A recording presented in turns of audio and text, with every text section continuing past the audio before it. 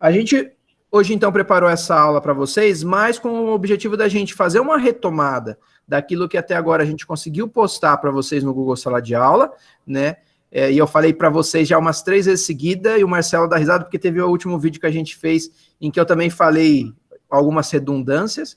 E, além disso, a gente trabalhar um pouquinho da competência socioemocional empatia e também da competência socioemocional alteridade, que são 2 conceitos importantes dentro do projeto de vida, mas que também são muito importantes para a nossa vida, para as nossas disciplinas de humanas. A gente também acaba trabalhando muito com essa ideia da alteridade, né, do ver o outro e tal.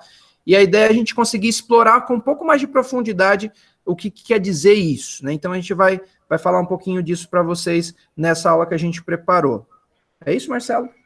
É isso mesmo. Antes a gente vai iniciar com um retrospecto do que foi trabalhado até agora em PV, em Projeto de Vida com vocês. Então tá aí a nossa fotinha, né, que o Rafa fez, a artinha nossa aí, né, básica.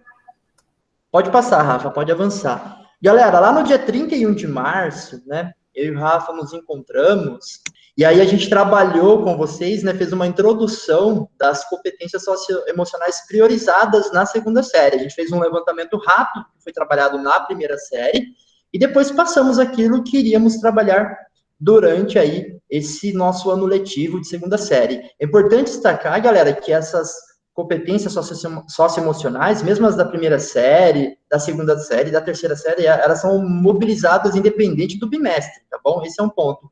E outra coisa, eu até estava conversando com o Rafa sobre isso hoje, é que em vários momentos, né, vamos pegar, por exemplo, interesse artístico. Em vários momentos, eu e o Rafa colocam uma música, cita um filme, cita um livro, e isso é uma maneira também de trabalhar uma competência socioemocional de interesse artístico. Então, mesmo nas nossas disciplinas, as competências socioemocionais, né, mesmo em geografia, filosofia, sociologia, história, biologia, qualquer disciplina, essas competências socioemocionais podem ser mobilizadas. Podem não, devem ser mobilizadas, tá bom? Aí, no dia 14 de abril, nós trabalhamos aí a competência organização e autoavaliação, muito em cima daquilo que foi colocado dentro do questionário, né, dentro da autoavaliação socioemocional lá da sede, que a gente quis trabalhar um pouco essa questão com vocês. E organização é uma questão chave que a gente vai retomar isso aqui no final dessa aula, beleza? Isso foi lá em 14 de abril. No dia 28 de abril, eu e o Rafa nos encontramos aqui na escola, trabalhamos a competência autonomia e autoconhecimento. O Rafa fez aí toda uma explanação sobre autonomia, até fiz umas referências filosóficas, e eu falei brevemente sobre autoconhecimento com vocês. Foi um vídeo curto, e nesse mesmo dia que nós gravamos e disponibilizamos para vocês essa aula, nós também colocamos um questionário nosso, um formulário nosso, ali no Google Sala de Aula, né? Que ainda está disponível, né? E ainda está disponível, esse é um dado importante, vocês podem ainda entrar lá, responder, quem ainda não fez, tá bom? É bem simples, é legal ver o que o aluno responde ali, com perguntas que parecem triviais, mas que fazem toda a diferença, né? Que a gente vai conhecendo o aluno para além da questão de ficar só passando mecanicamente conteúdo, mas é legal também partir do básico, sabe? Fazer algumas perguntas simples, né? O tema era superpoderes, não era, Rafa? Falava sobre superpoderes e tal. Sim. Era isso, mas no sentido de entender esse autoconhecimento, né, conhecendo as minhas fragilidades e tal, para que a gente possa, né, superar aí os probleminhas que possam aparecer e que vão aparecer certamente, né, esse superpoder. No dia 7 de maio, em função até do nosso fechamento, semana de conselho, enfim, a gente trabalhou apenas com as aulas do Centro de Mídia, né, que falou aí da determinação, da tolerância à frustração, foco e interesse artístico. São 2 aulas, e eu estava até comentando aqui com o Rafa, a professora de projeto de vida lá do Centro de Mídias é muito bacana, e a mediadora é excelente também, eu gosto muito delas, é aquela professora de sociologia, lembram dela, que fala cultura, tal, ela tem um sotaque gostoso de se ouvir. Pô, eu sou fãzaço dela, eu gosto muito, meu. Ela é estilosa, o cabelão, assim, sabe? Enfim, assistam a aula lá do Centro de Mídias dela, vale a pena. Sociologia tem 2, né? Enfim, eu acho muito gostosa a aula dela. E aí a gente trabalhou na verdade, a gente fez essa postagem, mas para complementar, para que vocês vejam, né? Porque a gente sabe que às vezes os alunos se afastam ali do aplicativo Centro de Mídias, então a gente coloca as aulas do YouTube aí para que vocês possam olhar. Claro que a gente vai voltar nesses assuntos, tá bom? O Rafa vai falar agora um pouco das competências socioemocionais lá da primeira série, rapidinho com vocês. Na verdade, assim, aquela primeira postagem que a gente fez já com a gravação do vídeo ainda lá na casa do Marcelo, ela foi com foco em apresentar para vocês essas habilidades, essas competências, eu confundo às vezes, tá? Essas competências socioemocionais, focos da segunda série do ensino médio. Acontece que, como são competências socioemocionais, que, portanto, devem ser desenvolvidas para a gente exercê-las ao longo de toda a nossa vida, é importante e a gente sempre vai estar retomando elas, né? Então, mesmo aquelas competências que nas disciplinas de PV são focadas na primeira série do ensino médio, elas vão sempre, a todo momento, estar retornando. Uma competência está relacionada com a outra, dependendo da situação que a gente passa na nossa vida, uma competência vai ser mais necessária do que a outra. Então, referenciar ou nomear essas competências, eu acho que é um aspecto importante, né? Quando a gente vai pegar as aulas transmitidas, quando a gente vai pegar os documentos orientadores, quando a gente vai pegar aquilo que serve para nós de base, para a gente preparar as aulas de PV da primeira série, são essas competências que aparecem para a gente como competências a serem focadas, né? Então, a autoconfiança, né, a capacidade da gente conseguir exercer ou desempenhar alguma função, acreditando que sim, nós somos capazes e podemos fazer aquilo. A condição da iniciativa social, que é um aspecto muito importante que muitas vezes a gente acaba deixando de lado, a gente fica muito fechado no nosso trabalho interescolar ou dentro da escola, né? E aí a gente acaba perdendo um pouco de vista que também essa função da escola é uma função social, faz parte de uma rede maior, que a gente chama de rede de proteção, enfim. Então a escola também faz parte dessa rede maior que envolve a sociedade como um todo. A questão da organização, que a gente a todo momento fala para vocês, a proposta da disciplina de orientação de estudo vai de encontro com isso também, pode ajudar, pode orientar vocês, pode dar dicas sobre como organizar isso. E agora, nesse contexto que a gente só vê pessimismo, a gente só acha que a gente está perdendo muito com o processo de ensino e aprendizagem em função da pandemia, uma das competências socioemocionais que vocês mais estão tendo que trabalhar é exatamente essa, de organização, de saberem lidar com os horários, de saberem organizarem-se por conta própria, sem a proximidade do professor direto, dizendo para vocês o que deve e o que não deve ser feito. Acho que isso é um processo importante de ser reconhecido como um aprendizado que está acontecendo na vida de cada um de nós, né, e de vocês também.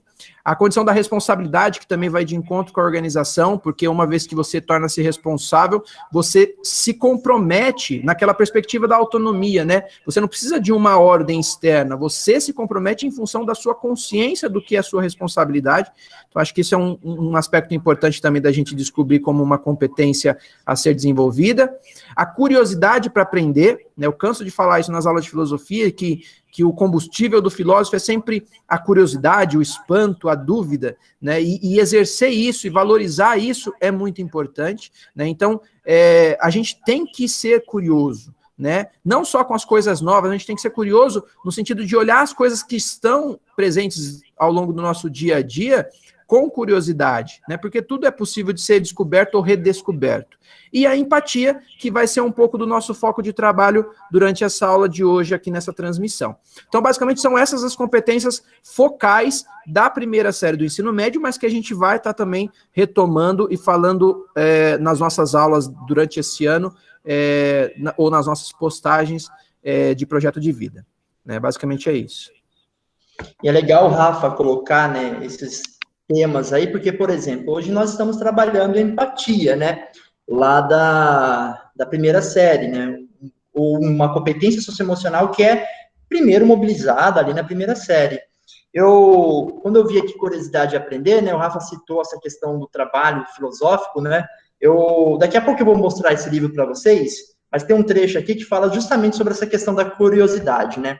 Agora, todos sabemos que a curiosidade é condição necessária, até mesmo a primeira das condições, para todo trabalho intelectual ou científico.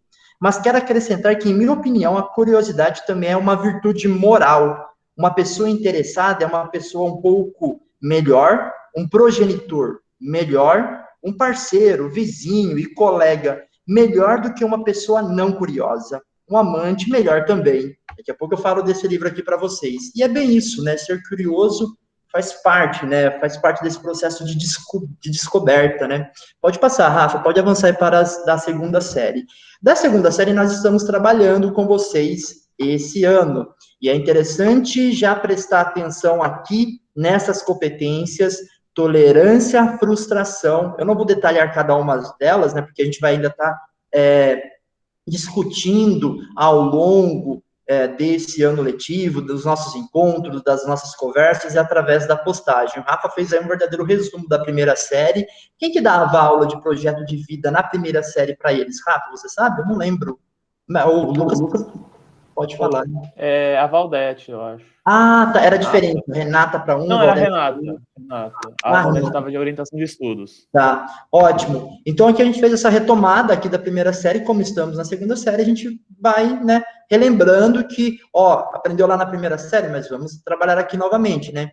Então a tolerância à frustração, aliás, a gente falou disso em um dos vídeos, né? O entusiasmo. Gente, vocês já imaginaram se eu e o Rafa tivéssemos que vir aqui dar aula, né, sexta-feira, entrando de manhã e tal, sem entusiasmo, né, sem ter entusiasmo para fazer aquilo que você tem ali uma responsabilidade, né, para poder ser feito com qualidade e tal, tudo bem que nem todo dia a gente está entusiasmado. O Rafa chega aqui de segunda-feira, primeiras aulas, mal-humorado pra caramba, né, aí ele vai construindo entusiasmo, vendo a cara de vocês depois em sala de aula. Quando a gente chega ali e vê vocês, né, muda totalmente. A gente vem,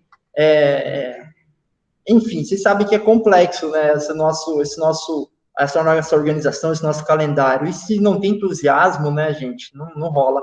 Foco, né? Então, voltando para o foco aqui da nossa apresentação, né, ter foco, saber qual é o objetivo que se quer atingir, e para isso precisa de foco, junto com a determinação, né, galera? Não é fácil.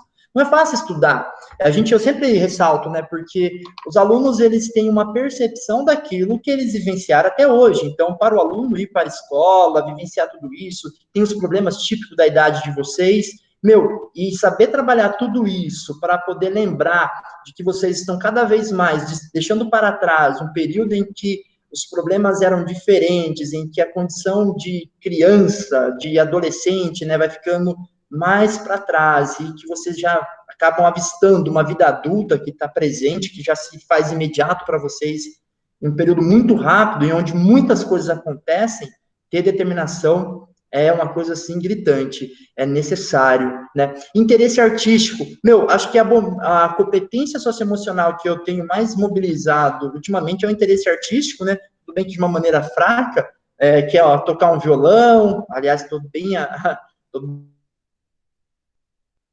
é uma coisa muito bacana, muito enriquecedora para poder entender um pouco como entender o outro, né? Para poder conhecer a complexidade que é o ser humano, ou os seres humanos, porque não podemos falar de uma condição única, homogeneizante, né? Não, é diverso, é amplo. E respeito pelaquilo que você faz, respeito pelo outro, enfim, respeito é uma condição, assim, de respeito pela coisa pública, respeito pela questão de você ter uma noção do que você está fazendo, e, enfim, a gente vê um mundo onde a corrupção predomina, né? É interessante ter esses conceitos, né? Até para além da questão aqui da escola.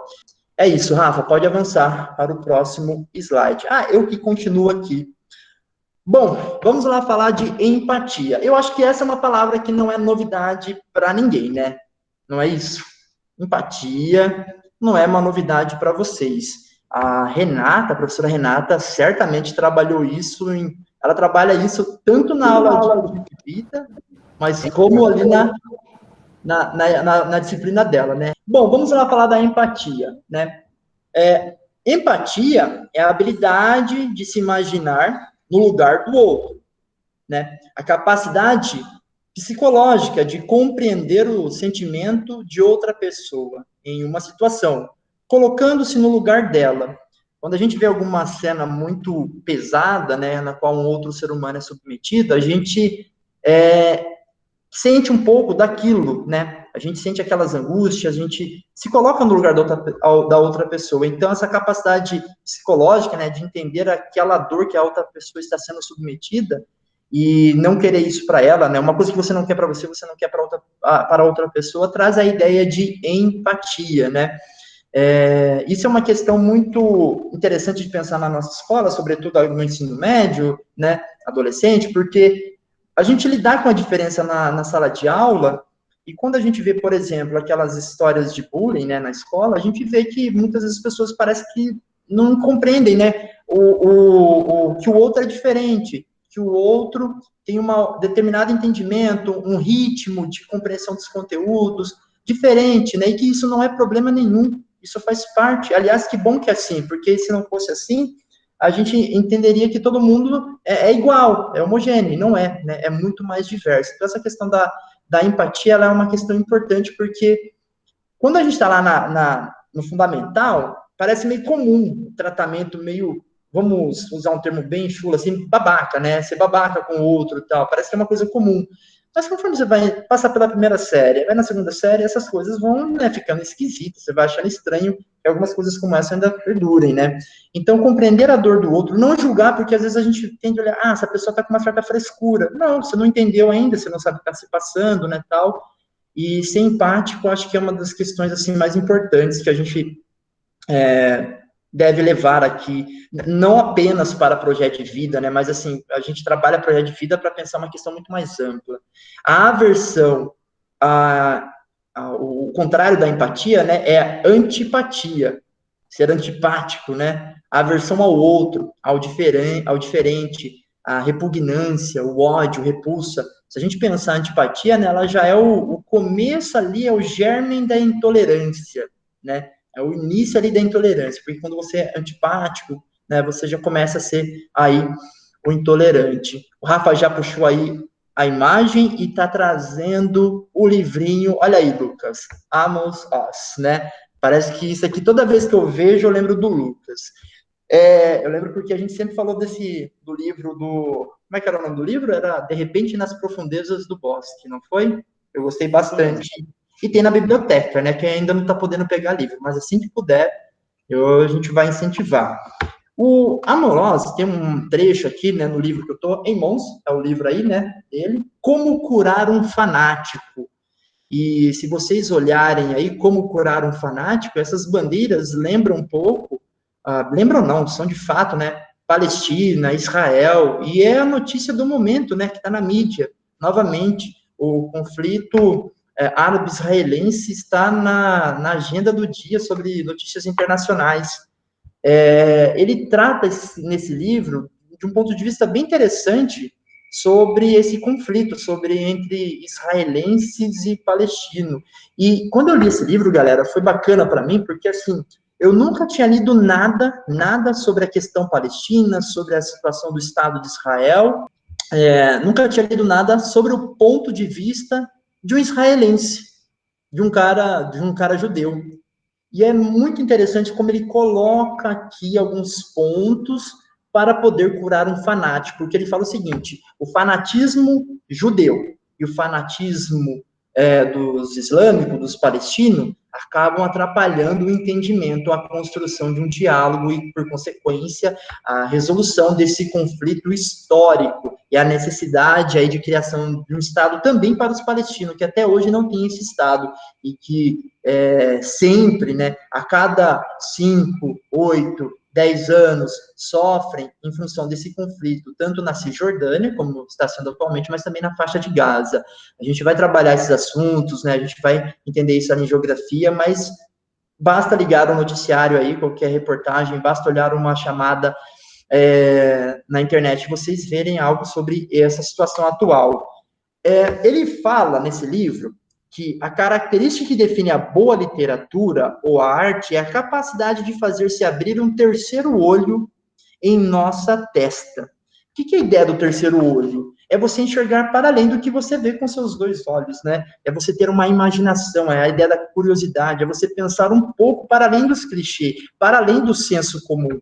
E é interessante quando a gente pensa nessa questão desse terceiro olho, porque só conhecendo, só entendendo, só se colocando no lugar do outro, a empatia, é que a gente consegue, de fato, despertar esse terceiro olho que a arte, que a literatura nos proporciona. Uma das maneiras que eu tenho certeza que vocês conhecem o mundo é através das produções artísticas. Uma série, um filme, um livro, né, uma música. Então, tudo isso possibilita que vocês conheçam o mundo, conheçam diferente. E cada vez mais que a gente vai compreendendo, conhecendo isso, né, o outro, a gente vai melhorando, a gente vai, além de se autoconstruindo, entendendo que, opa, né, o mundo é muito mais amplo do que esse meu mundinho fechado. E o Oz termina, né, esse é o primeiro capítulo do livro, eu marquei aqui, chama-se Em Louvor às Penínsulas, porque ele fala o seguinte: nós, seres humanos, não somos ilhas isoladas. Nós não somos ilhas isoladas, né? No mundo, nós somos uma coisa parecida com uma península. Sabe o que é uma península? Vocês têm ideia do que é uma península? Lembra da Itália, que é uma bota? Lembram disso? Ela é um traço de terra que avança para o mar. Ou mesmo da Flórida, né? Se a gente pegar aqui, ó, vamos pegar aqui a Flórida. E a gente não vai conseguir mostrar porque vai ficar brilhando, né, meu mapinha aqui. Mas aqui eu consigo ver uma pontinha que avança para o mar, penínsulas, né? A Espanha, Portugal, são penínsulas. Península Ibérica é algo que avança para o mar. Então, se por um lado uma península, ela se direciona sozinha para o mar, por outro lado, ela é presa ao continente. Ela é presa a um grupo de seres humanos, nós, tá bom? E aí ele finaliza esse capítulo da seguinte maneira: aí eu deixei no texto com vocês e deixei umas palavrinhas chaves aí para a gente pensar um pouco, tá bom? Nós, humanos, pertencemos uns aos outros, mas não da maneira dos fanáticos, e não da maneira comercialmente infantil. Pertencemos uns aos outros no sentido, às vezes, atingido na boa literatura, no dom da curiosidade, na aptidão para imaginar a vida na pele de cada um dos outros, e depois o momento de graça, o momento metaforicamente judaico na qual traduzimos nossas profundas diferenças individuais.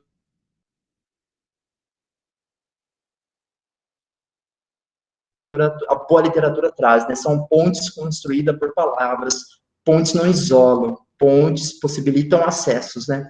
Então, essa ideia dessa competência socioemocional é isso. A empatia é também a construção de pontes. Rafa, desculpa se eu demorei. Pode avançar. Não, tá de boa. Paralelo, junto com esse conceito de empatia que o Marcelo acabou de expor para vocês, a gente pode também pensar sobre o conceito, sobre a ideia de alteridade, né? Alteridade no sentido de ser o outro, né? Enquanto que a empatia é a habilidade da gente se imaginar no lugar do outro, a alteridade ela traz consigo essa reflexão sobre ser o outro, a identidade e a existência do outro como uma individualidade também, né? Então, além de a gente se colocar no lugar do outro, que é o trabalho que a competência da empatia nos permite, a alteridade ela envolve reconhecer a existência do outro nas diferenças que ele tem, né, nas culturas diferentes que o outro possui, e que, nesse sentido, elas merecem o respeito na sua integralidade, na sua integridade, na sua totalidade, né? A ideia do outro ser reconhecido, do outro ser valorizado, naquilo que ele tem de diferente, principalmente. Então, o Marcelo já até comentou isso, ainda bem que existem as diferenças não pode ser para nós uma condição de tolerância ou de apesar. Quando a gente diz o apesar eu lamento que, mas eu aceito, né? A alteridade é o contrário disso. A alteridade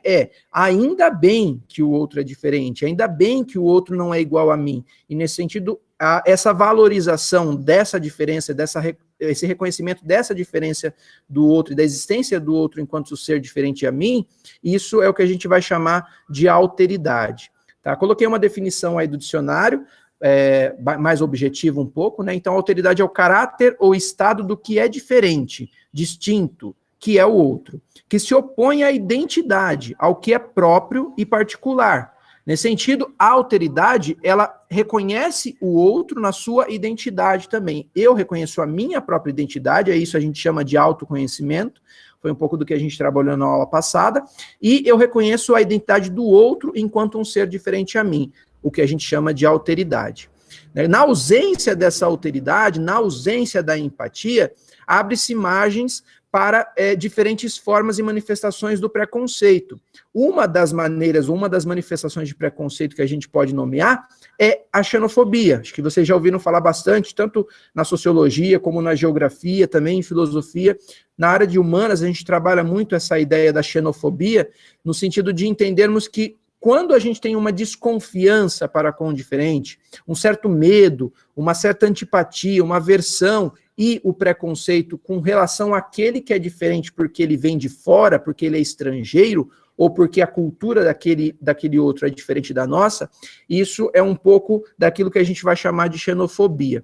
Coloquei como exemplo as grandes navegações, a globalização ou os movimentos migratórios, porque são eventos históricos que, em certa medida, ampliam ou amplificam essa condição de xenofobia que já existe desde sempre. Não é uma condição que, uma vez estabelecida a convivência humana, ela passa a existir, porque o diferente de nós é sempre estranho a nós, né?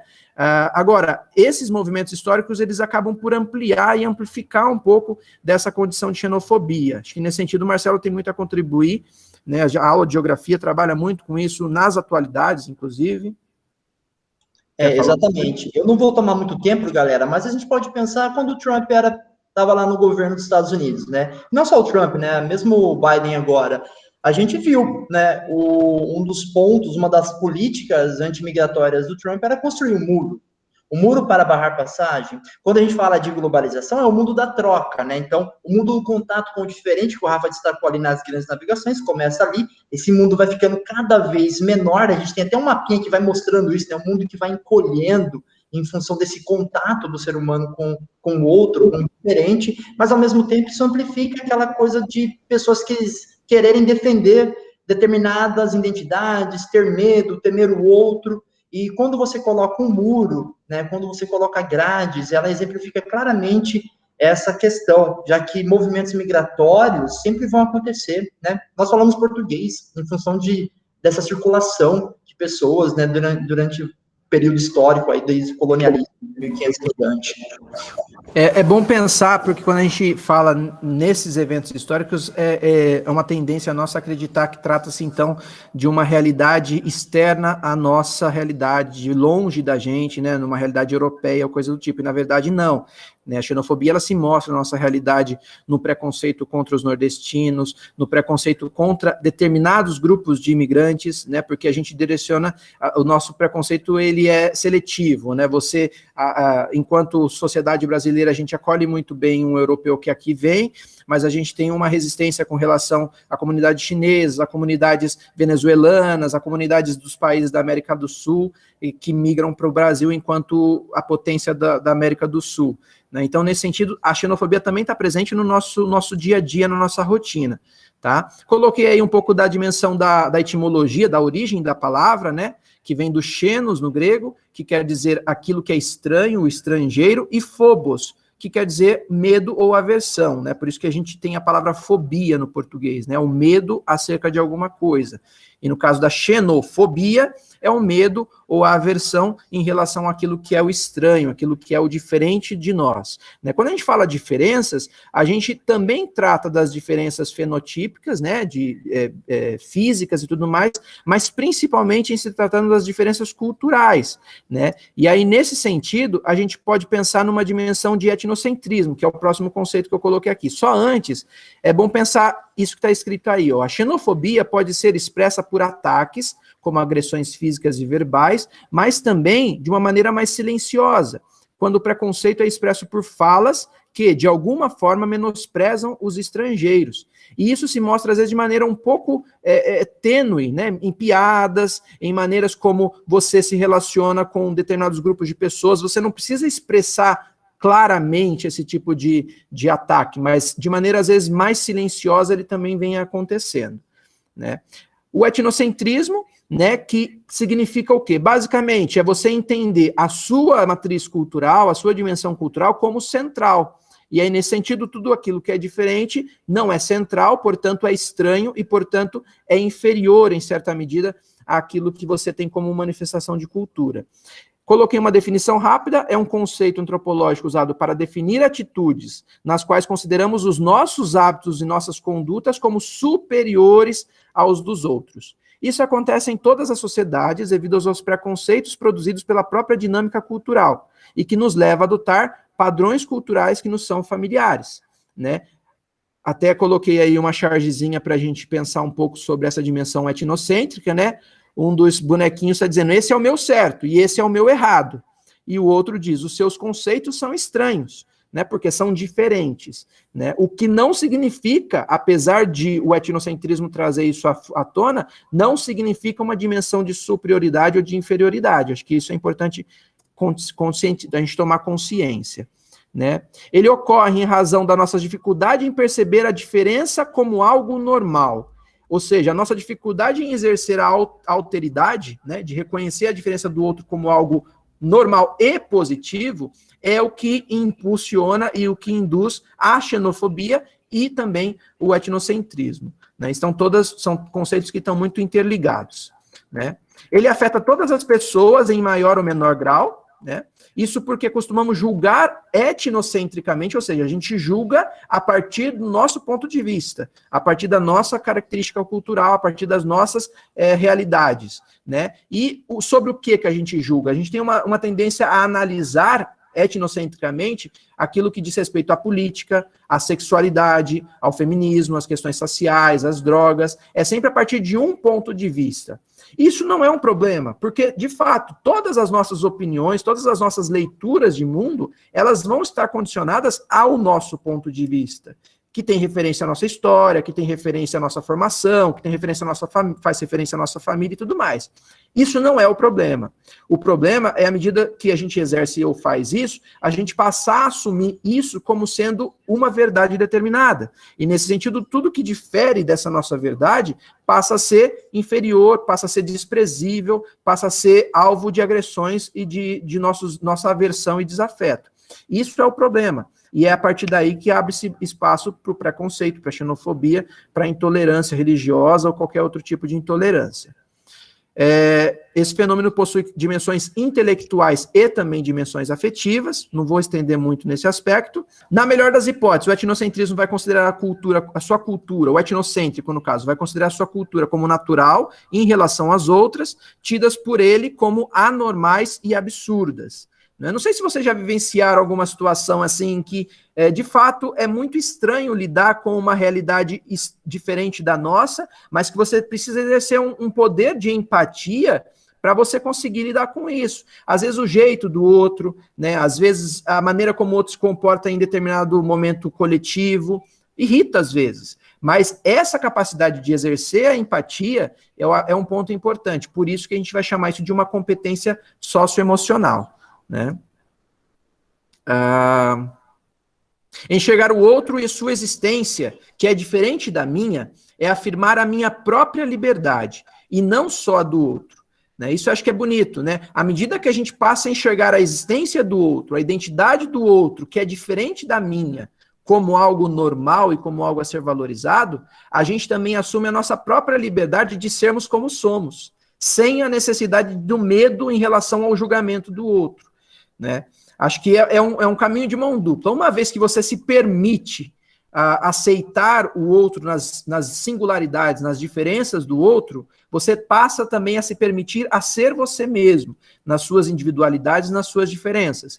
E isso, é uma libertação tremenda, porque não importa muito a dimensão de diferença de um do outro, pois você vai poder ser você mesmo, né? O mundo é plural, heterogêneo, dinâmico, ele é móvel. Ainda bem que ele é móvel, porque se tudo permanecesse como é, né, se a gente ficasse igual ao longo da nossa vida inteira, pensa que chatice que seria, né? É preciso compreender que existem diferentes singularidades. Uma delas é a minha singularidade. E a isso a gente chama de identidade. Cada um de nós temos uma identidade.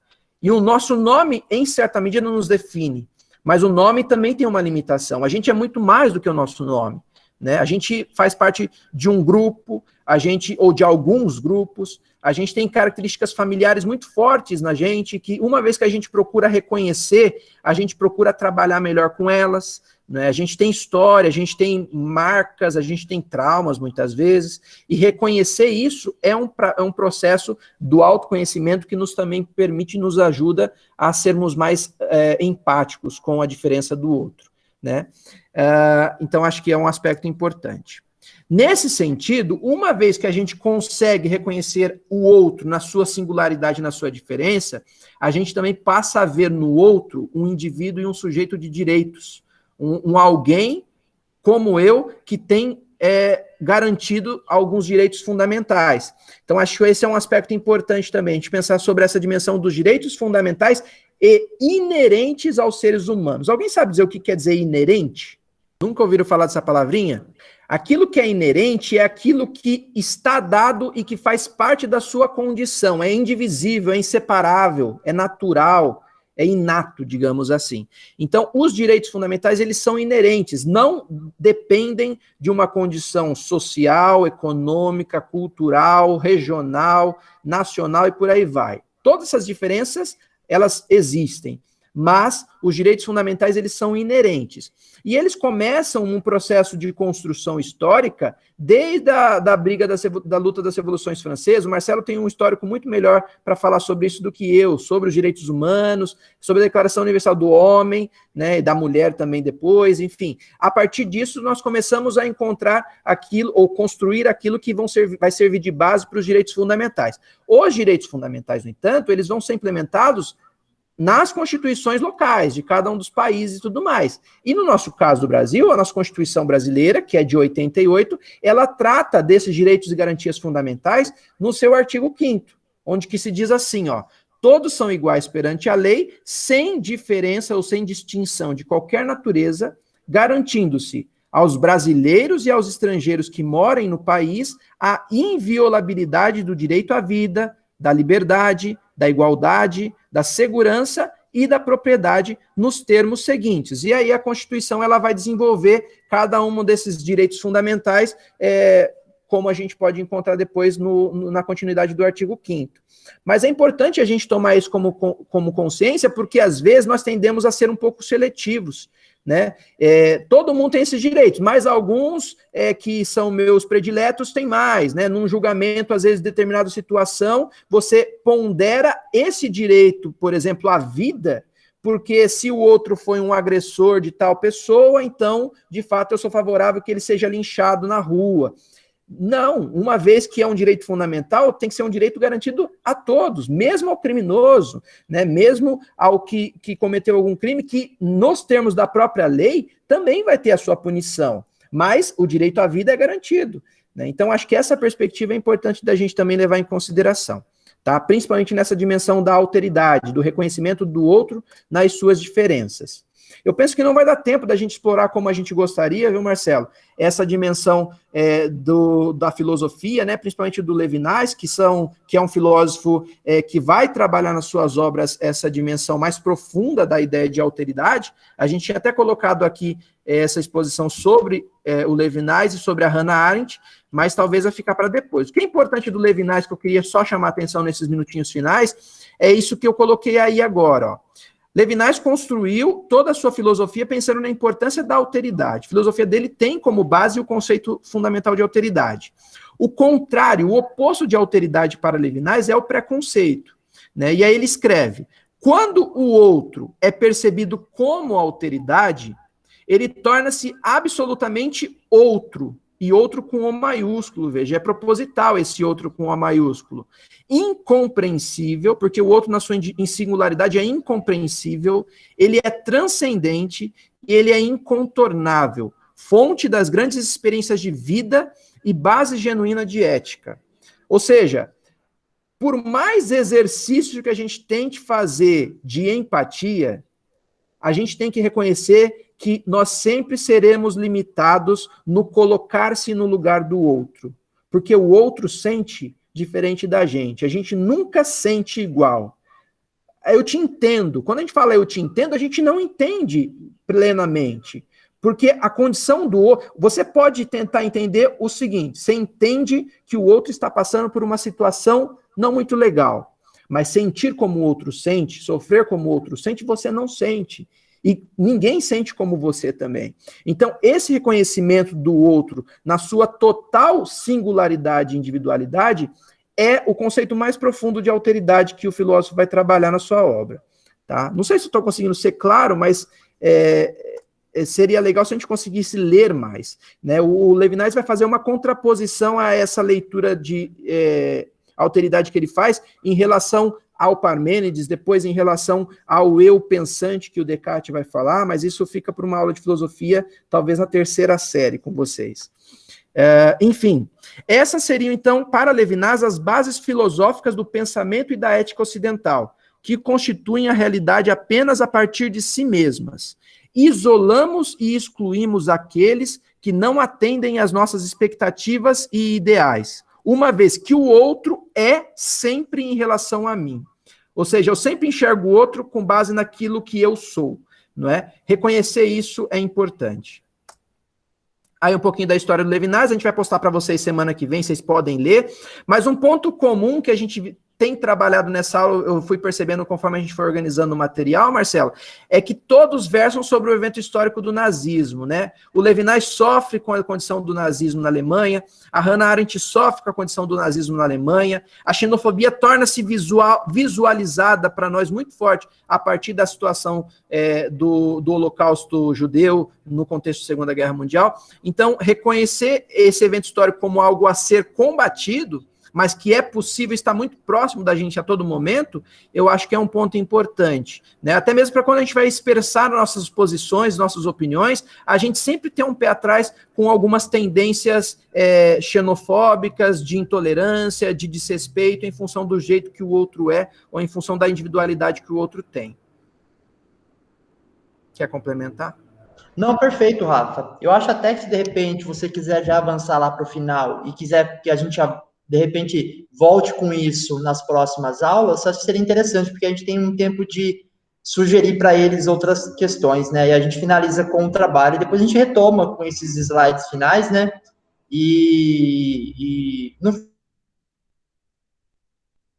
Você travou um pouquinho agora.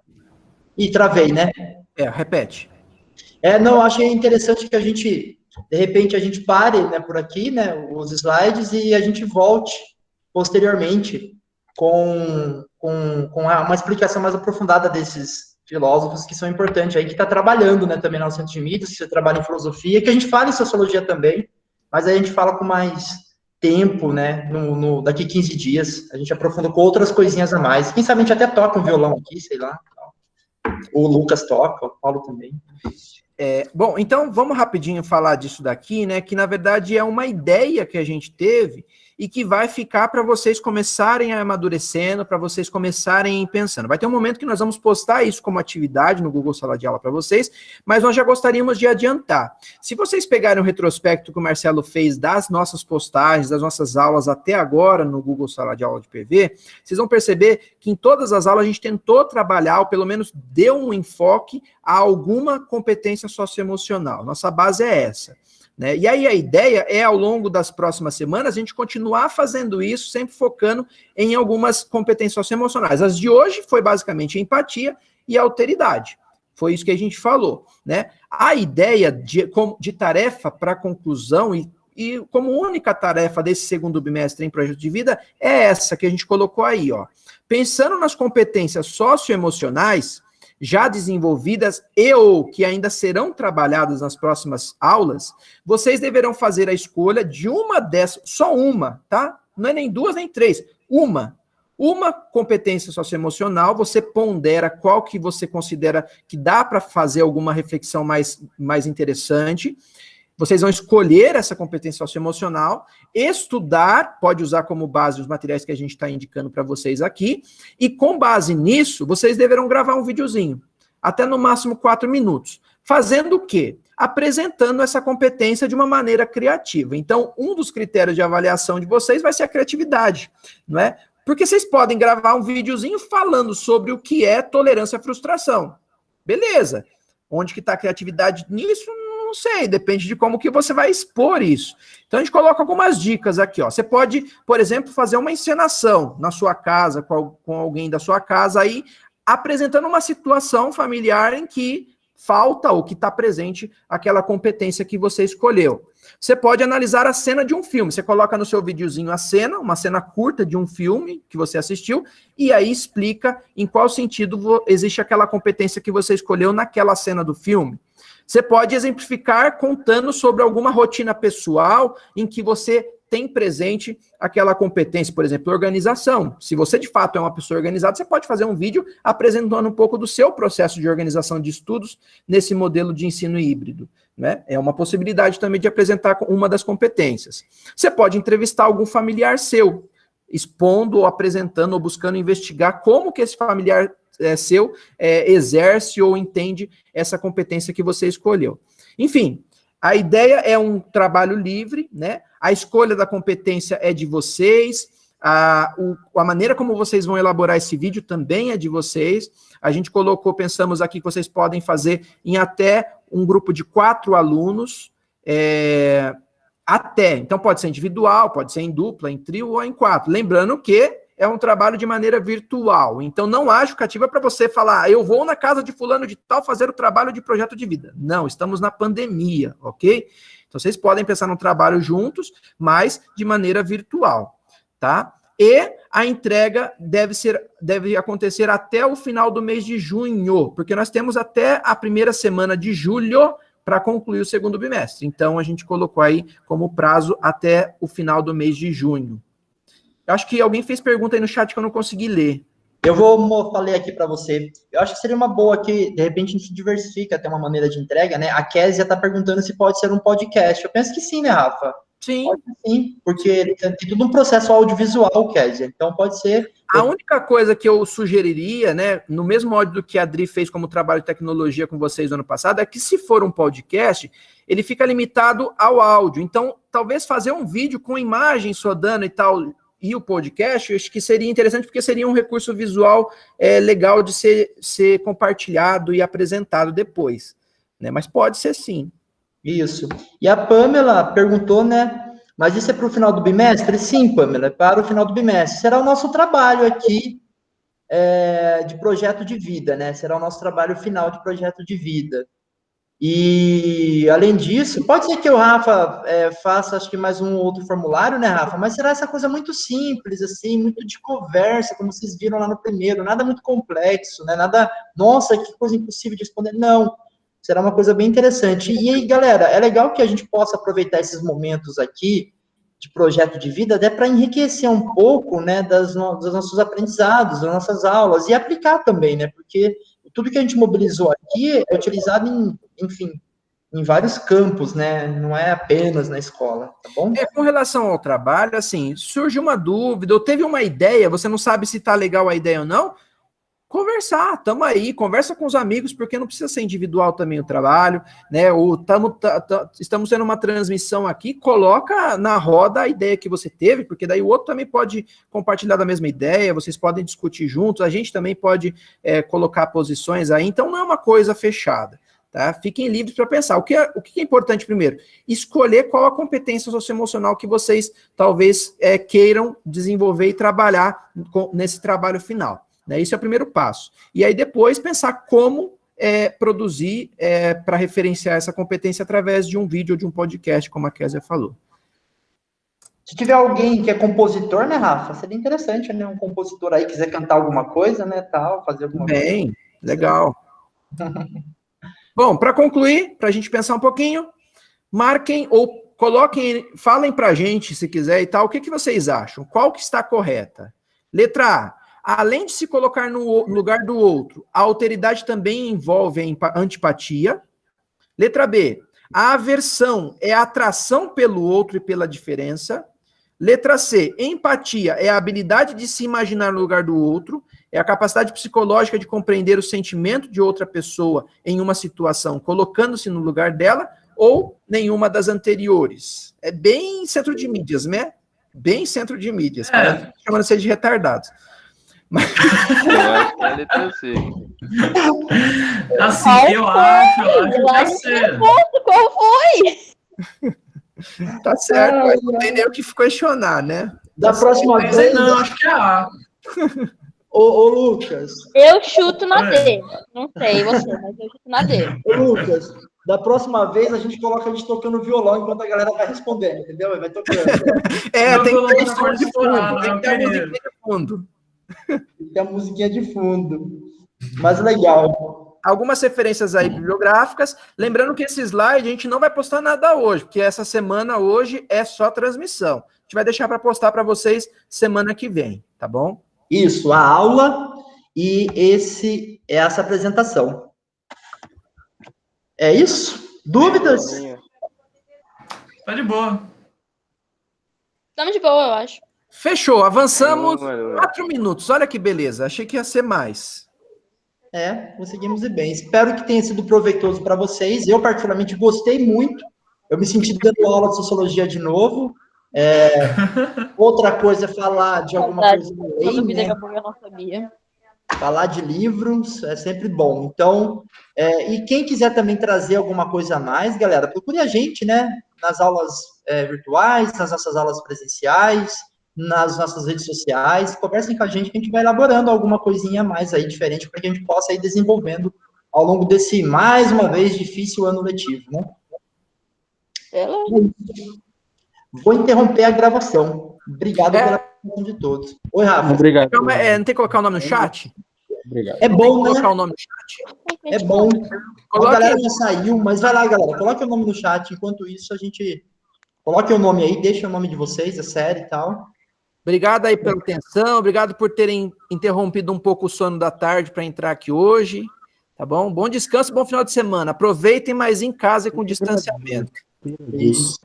Pessoal que tá saindo aí, aproveitem bem, bom descanso, bom final de semana, se cuidem, né? Valeu, gente. Vocês também. Falou. Obrigado, Tchau. Falou, Rafa. Falou, Marcelo. Tchau, Abraço. gente. Tchau, tchau. Tchau, gente. Tchau, Ô, fiquem Rafa, bem. talvez quando eu tiver sua aula, eu dou chocolate pra você, Rafa. Vou cobrar, hein? Também Mas sem quero. veneno, sem veneno. É amargo que você gosta, né? Isso, 60%. Beleza, eu vou trazer um. Tchau, tchau. Tchau, Marcelo. tchau, professor. Tchau, tchau, gente. Bom fim de semana aí pra vocês. Valeu, valeu, Paulo. Pode parar a gravação, já que já colocaram o nome, né? Já vou interromper agora. Até mais, pessoal. Tô interrompendo, Rafa. Bom.